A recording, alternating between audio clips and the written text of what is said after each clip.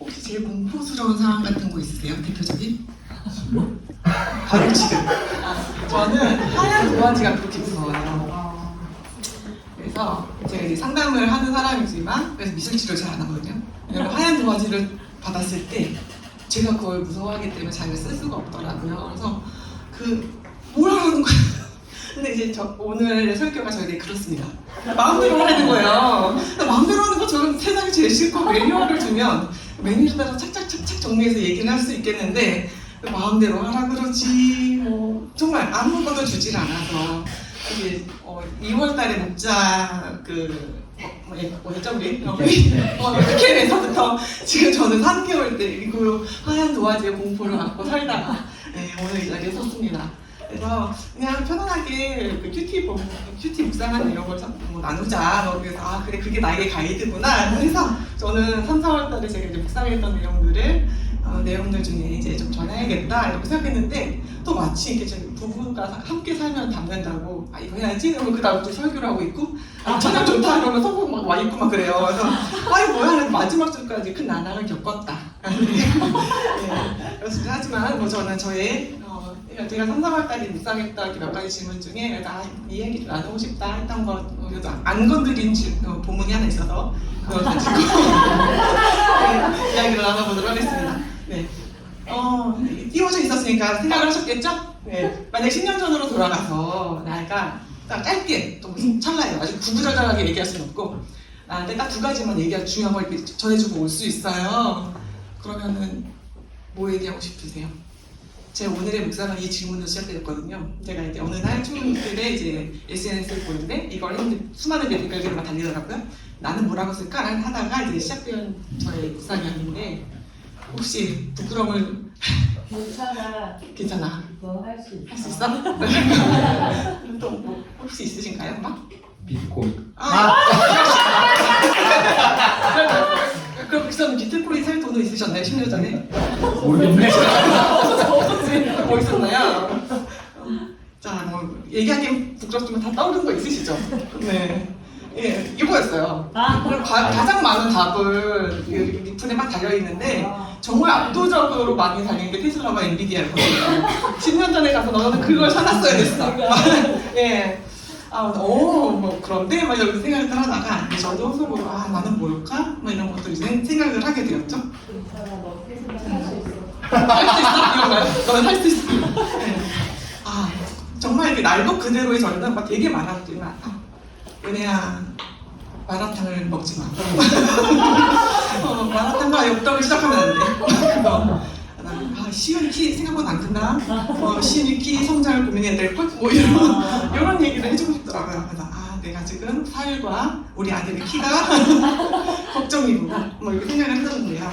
근데 이런 고민을 하면서 있을 때쯤 이제 제가 만났던 본문이 이제 뭐 오늘 것이었어요. 근데 이게 10년 전에 너무 어린 친구들 10년 전 너무 애기니까 뭐 의미 있었던 우리 인생의 어떤 전환점에 나에게 돌아가서 뭘 얘기해주고 싶어. 근데 결국 그것은 내 인생에 지금 뭐가 중요하냐 잖아요. 내 인생의 주제가 무엇이냐 그런 이야기일 텐데 참 이게 굉장히 별거 아니지만 중요한 우리의 인생에 좀 도움이 되는 것 같아요.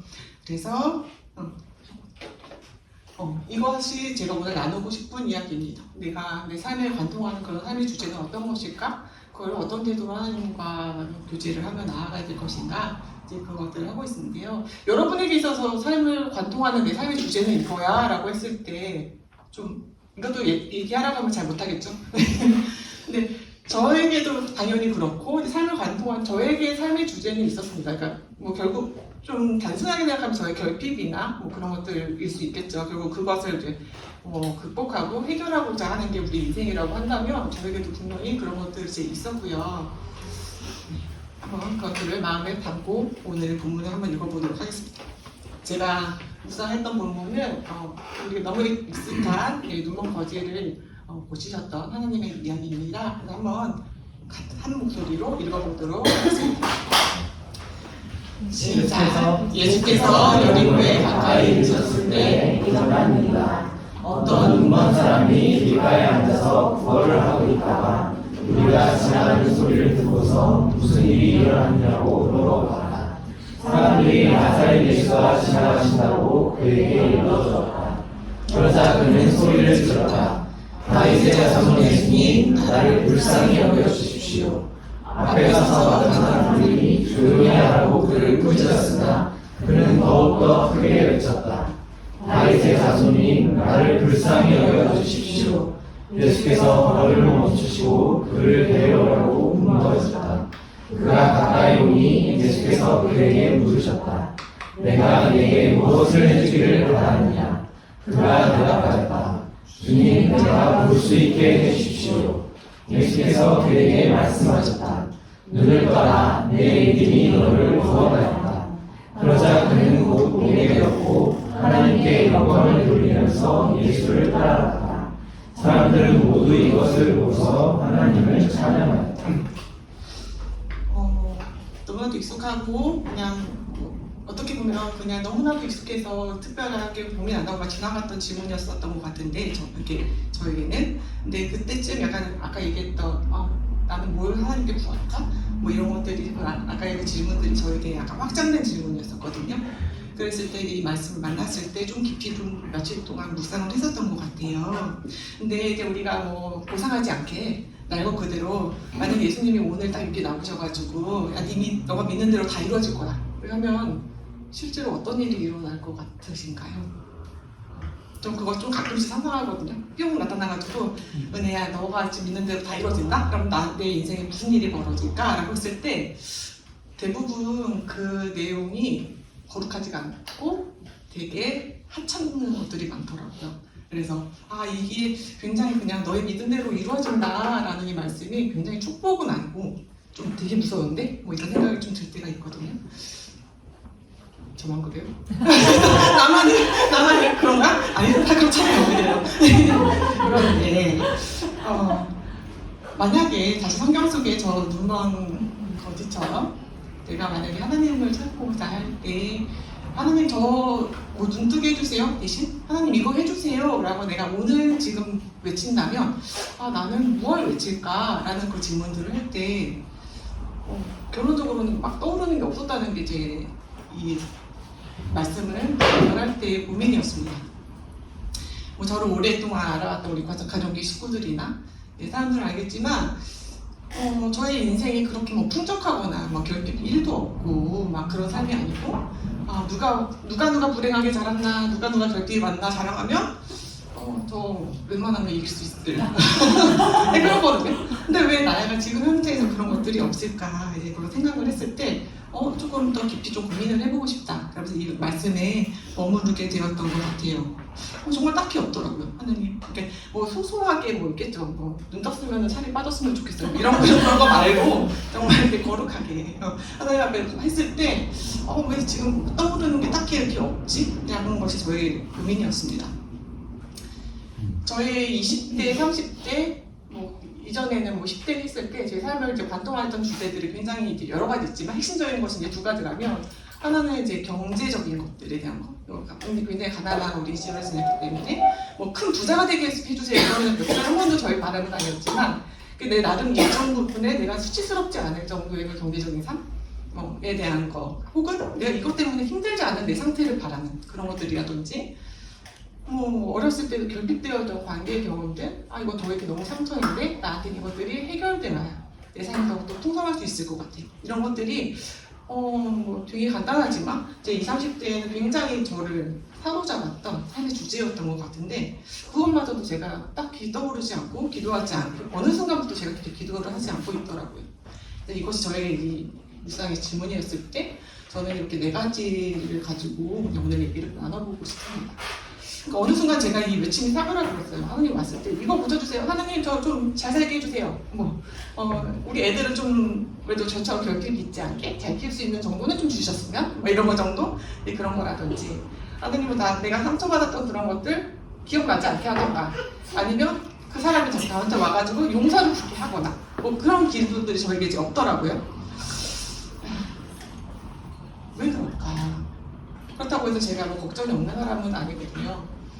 그래서 가족인 식구들이랑 얘기를 할 때 이게 저를 제일 많이 비웃는 예시가 저한테는 어떤 두려움이 있냐면 이게 아마 유일하게 아라만 저에게 공감할 수 있는 그 포인트가 저는 정말 지금도 0이라고는 말을 할 수는 없는데 제가 늙어서 폐지 죽는 노인이 될 것 같아요. 그러니까 그 정도로 내 인생에 그러면 어떡하지 이런 고민들이 저에게 있거든요. 근데 그 고민조차도 왜 저에게 없다는 것이죠? 왜 그럴까? 정말 돌다리도 막 두들겨 보고 다른 사람이 건너는 거 보고 안전하면 건너는 사람이거든요. 근데 이제 문제는 이제 이런 사람이 40만 원 버는 남자랑 결혼을 하고 개척 기회를 하고 있고 이건 제일 미스터리한 일이죠. 근데 제가 고민을 했어요. 묵상을 한 결과 왜 더 이상 이것이 나에게 기도거리가 되지 않았을까라고 했을 때 여전히 있거든요. 여전히 저는 경제적인 결핍들과 만족스럽지 않고요. 이전에 과거부터 겪었던 저의 그런 결핍, 상처 혹은 관계에서의 결핍들 여전히 바라고 남아있는데 제가 하나님 앞에 나아갈 때 그게 더 이상 중요하지는 않는 문제가 되더라고요. 결국 내가 하나님 앞에 있을 때 그 문제가 그냥 그대로 남아있어도 그 흔적이 있어도 그냥 괜찮구나. 그냥 괜찮게 여기게 되어지는구나 라는 것이 저의 하나의 포인트였습니다. 그래서 여전히 그것을 이제 그 기적이 일어났으면 좋겠지만 일어나지 않아도 오케이 라는 거 생각이 되었을 때 제가 더 이상 그것을 저의 문제라고 여기지 않고 크게 기도하지 않아도 되는 그런 삶의 영역이 되었다라는 게 이제 한 가지 포인트였어요. 그래서 제가 상담 공부할 때 제일 좋아했던 단어가 굿이너프였거든요. 그래서 이 굿이너프라는 단어 자체에서 이게 너무 길어지니까. 근데 고등학교 3학년 때였는데요. 제 인생에서 제일 암흑기, 그러니까 공부 때문에 스트레스 받았던 적은 없었고 공부 때문은 아니었고 정말 사람이 이래서 죽는구나 싶을 정도로 가정 가운데서 힘들고 그런 정말 바닥에 있을 때 이거를 기억하시는 분은 연식이 좀 되시는 분들인데 제가 그때 큐티했던 매거진이 태병나라라는 책이었어요. 근데 성경 본문은 아니고 그냥 우리 도시락처럼 앞에 열 때 에세이 같은 거죠. 에세이 같은 그 글에 이런 문구가 있었거든요. 평화는 하나님께서 내가 원하는 걸 해주실 거야 라는 그 신뢰에서 오는 게 아니라 하나님이 나에게 주시는 것이 나에게 가장 좋은 것인 거야 를 믿는 거에서 오는 것이다. 너무 좋은 말이죠. 저 이제 여태까지 지금 40몇 년간 제 기억나는 몇 가지 인생 구절 중에 하나인데 근데 그때 뭐라고 그 말이 그렇게 저에게 위안이 되었는지 모르겠어요. 그 당시에 진짜 너무 절망적이고 힘들었던 그 시기를 보냈던 때였는데 그렇지. 그 어린 나이에 그게 왜 이렇게 더 믿어지고 정말 기도하게 되어지고 그랬던 그 고등학교 3학년의 그 시절이 있거든요.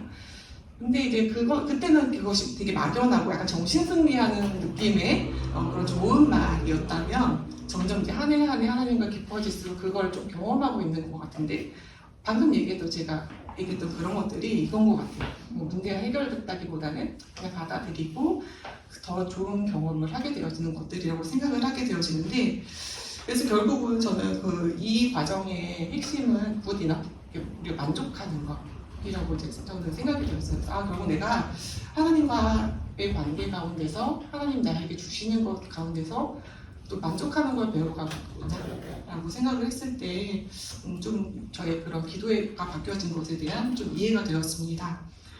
만족이란 무엇일까? 제가 단어를 찾아봤더니요. 모자람 없이 마음이 흐뭇하거나 흡족한 것이라고 써 있더라고요. 근데 여러분 정말 만족스러워 할 때 혹시 경험이 있으신가요? 만족스러웠다. 뭐라고요? 우리 송아를 볼 때 만족스럽고. 네. 근데 이제 만족이라는 것은 비교를 통해서 이제 되는 것은 아니에요. 진짜 만족은 언제 오는 것일까?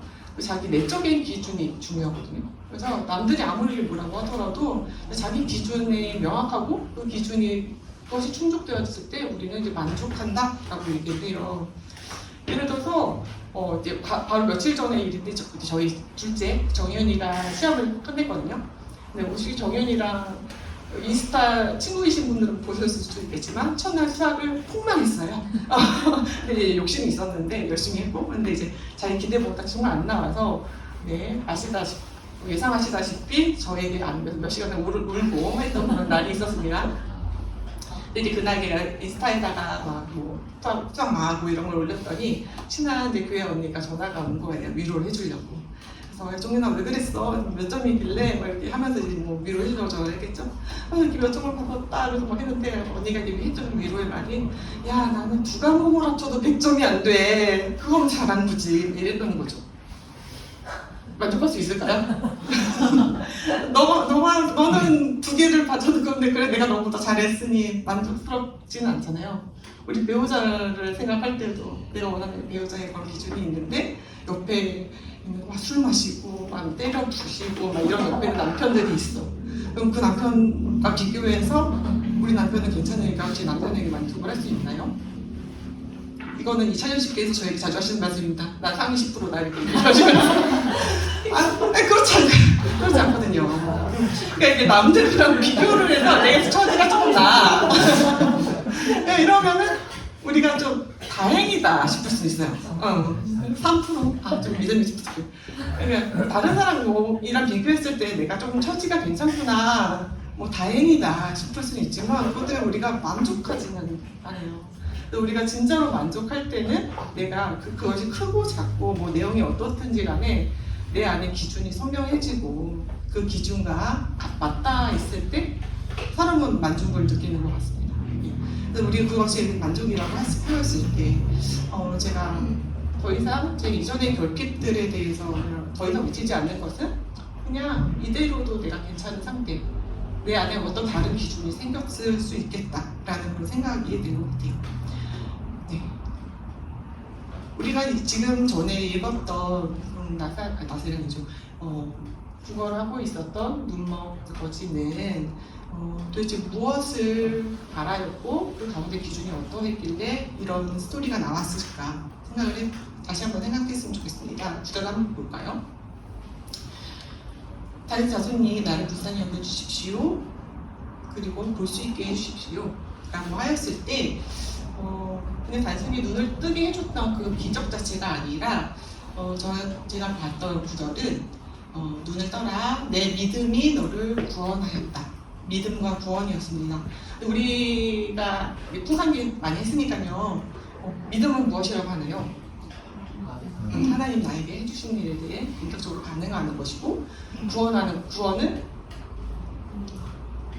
하나님 나라의 통치. 결국 우리가 하나님 나라에 들어가서 하나님과 바른 관계에 대한 것이었잖아요. 그래서 이 구절을 다시 한번 생각했을 때, 이 과정에서 뭐 눈을 떴고 이것보다 더 중요한 것은 이 눈먼 자가 다윗의 자손 예수님 분명하게 믿음의 고백을 하였어요. 당신은 이런 사람이십니다 라고 믿음의 고백을 하였고, 그랬을 때 구원이라는 것을 선물로 주셨습니다. 여러분, 만약에 우리가 이렇게 눈먼 거지였다면, 혹은 이게 뭐 보이는 거 아니고, 여러분이 처음에 만약에 생각했었던 우리 날 것 그대로의 그 소망 있잖아요. 10년 전에 나에게 들어갔을 때 했었던 정말 나의 되게 고상하지 않은 그런 고민을 가지고 만약에 이 앞에 섰을 때 너 구원하였어요. 근데 만약에 내가 눈먼 거지여서 눈을 떴다. 제일 먼저 무엇을 하고 싶으실 것 같나요? 정말 솔직하게.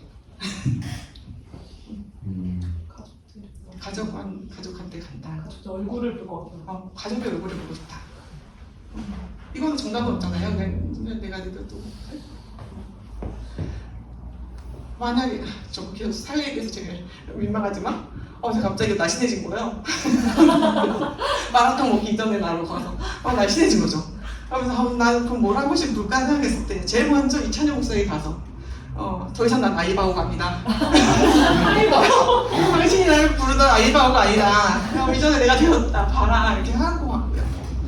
그러니까 정말 내가 눈먼 거지였으면 정말 그런 상상을 해보거든요. 진짜 내가 눈을 떠게 됐을 때 나를 괴롭히던 사람들, 나 눈 멀었다고 막 무시했던 사람들한테 가서 얘기를 하거나, 야, 너 네 얼굴 어떻게 생겼는지 좀 보자. 가서 막 보고 그런 마음 안 들었을까요?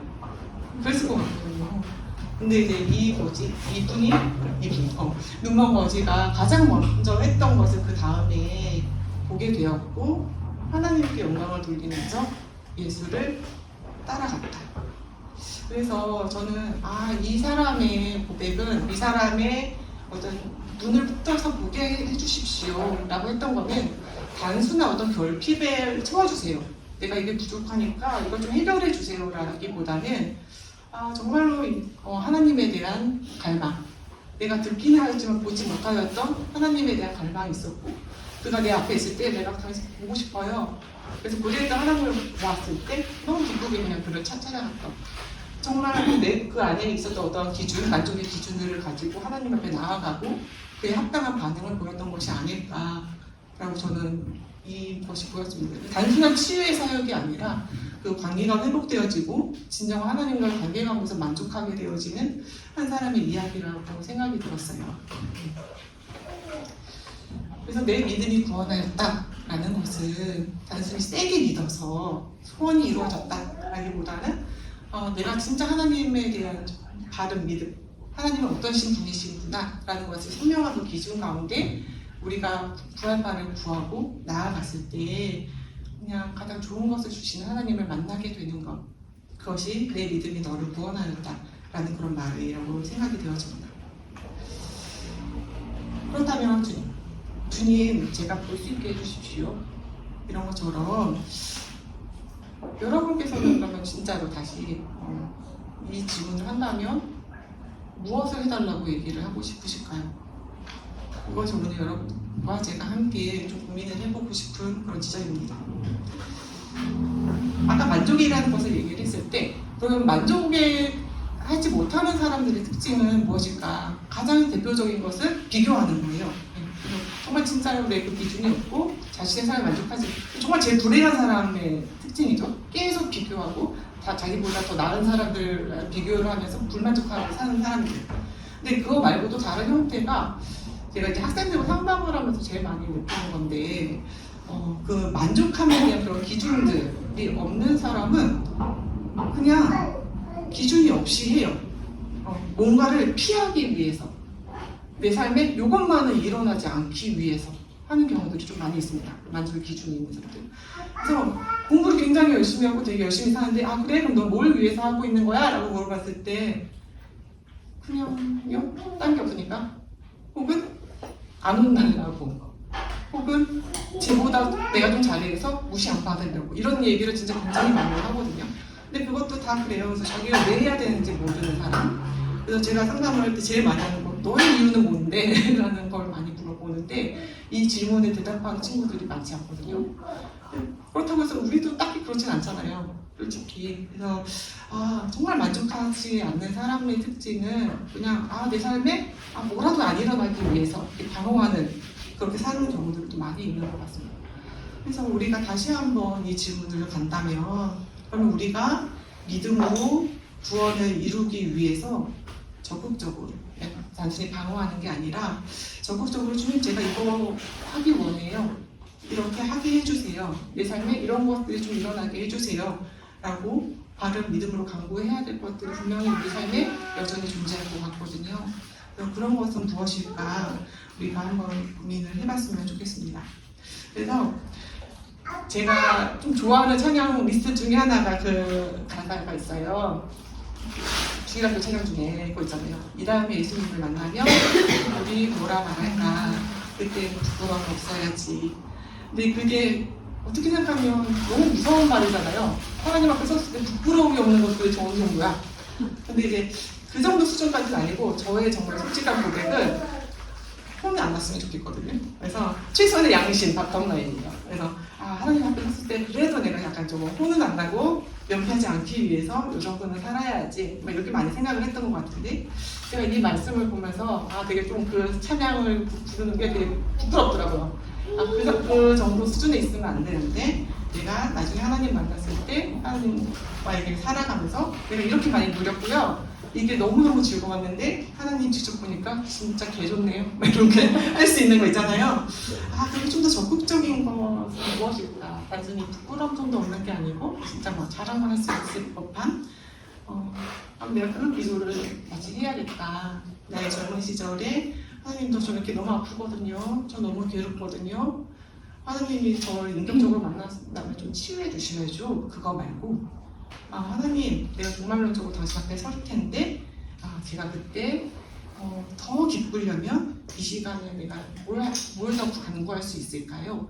약간 그런 식으로 제가 좀 기도를 해야겠다라는 생각이 들었습니다. 그렇다면 우리가 다시 첫 질문으로 돌아가서 한번 스스로에게 생각을 하고 한번 정리해봤으면 좋겠어요. 다시 10년 전에 나에게 돌아가서 얘기를 한다면 테슬라, 엔비디아 이런 거 말고요. 뭐라고 돌아서 얘기하고 싶을까요? 저는 이게 다시 하면서 다시 제가 이제 질문을 했을 때 저는 사람이 몇 명 떠올랐어요. 10년 전에 이제 뭐 가정배역들, 내가 섬기고 있었던 사람들, 내가 조금 더 반대할 걸, 내가 조금 더 여유롭게 좀 참아줄 걸, 내가 그때 걔한테 그 말 하지 말고 조금 다루고 있을 걸, 그런 생각들, 좀 더 환대하고 맛있는 것도 많이 해주고 좀 더 시간을 많이 보내줄 걸, 그러니까 그런 생각이 들더라고요. 내가 너 그때 애 키우는 힘들었지만 좀 더 했어도 돼. 그런 생각들이 막 들면서 그 기준을 다른 데 두었을 때 해주고 싶은 이야기가 좀 다르더라고요. 그렇다면 우리 10년 이후에 나는 오늘에게 또 해주고 싶은 말이 있을 거예요. 그때 여전히 또 테슬라, 엔비디아 얘기할 수는 없잖아요.